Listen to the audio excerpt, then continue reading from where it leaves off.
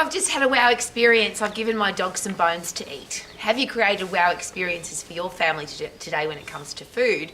Or have we turned food into something complicated, boring, controversial, can't have, mustn't have, don't have, shouldn't have, and we feel guilty if we eat the bad food, and we feel stressed if we want great food and we can't have it because somebody's told us that it's bad for us?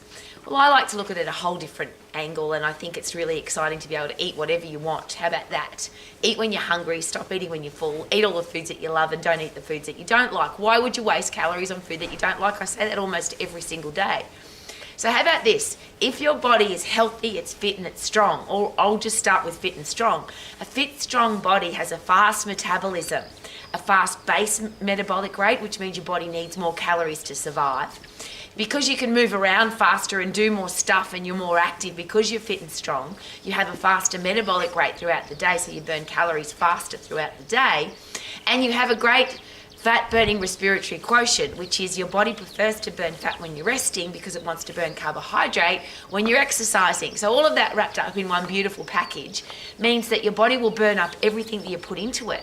Now, if you eat too much fat, too much protein, too much sugar, too much carbohydrate, too much food, too many calories, it ends up somewhere on your body. You'll end up chubby, you'll end up having flabby bits on your body, and some people don't mind that, but if you want to be lean for the rest of your life, you've got to have a fast metabolism, a fast-paced metabolic rate, and a respiratory quotient that burns fat when you're resting.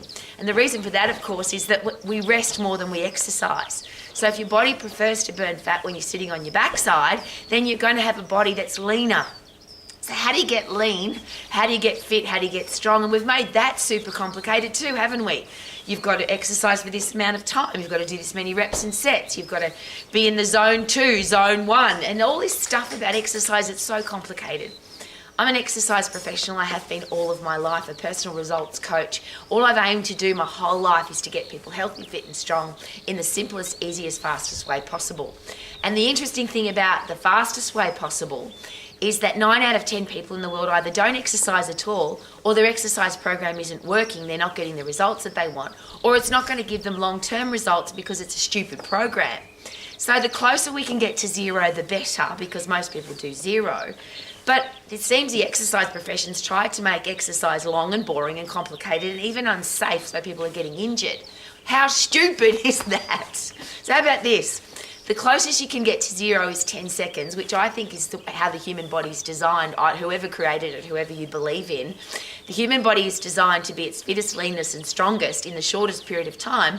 And the phosphate system, which is the fight and flight, get away from the threat or kill the threat system, only lasts for 10 seconds. And it's the only energy system in your body where you can put in 100% effort.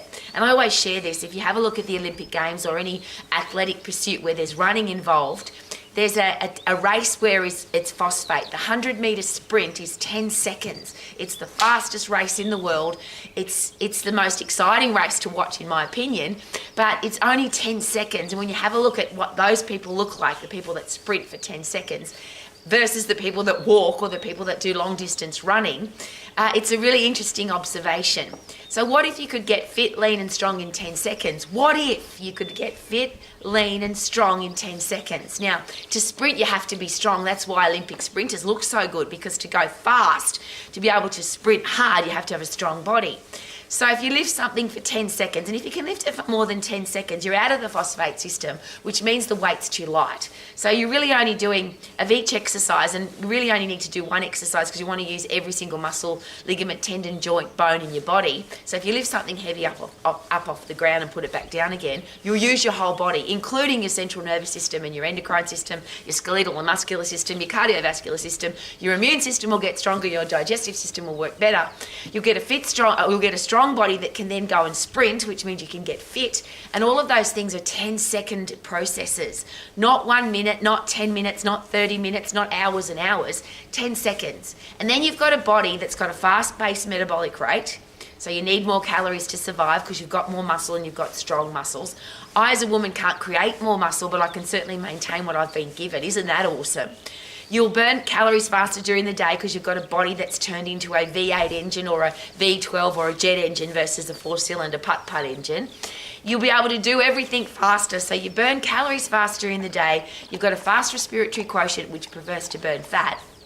call it, but it prefers, it's not faster, it just prefers to burn fat because you need to save the carbohydrate for your high intense 10-second bursts of activity, which means when you wrap that all up, you can eat whatever you want, but you also have an endocrine system that works effectively.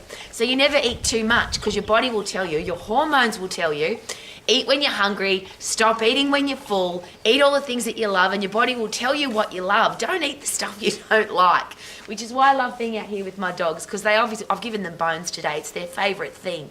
But my dogs love all sorts of food and they burn it all up. The vet always shares with us, your dogs are in great shape because they're out in the fresh air and sunshine, they run around all the time, they sleep deeply, they get lots of love, and their life is awesome. Isn't that what you wish for your family? A healthy, fit, strong body that exercises every day, that sleeps deeply, that eats yummy food that you could all eat together, and none of this guilt and stress and can't have, mustn't have, don't have about food. Eat what you bloody well want and have a body that burns it all up. Wouldn't that be awesome? Live your life to the max, eating what you love and being healthy, fit and strong. Woohoo!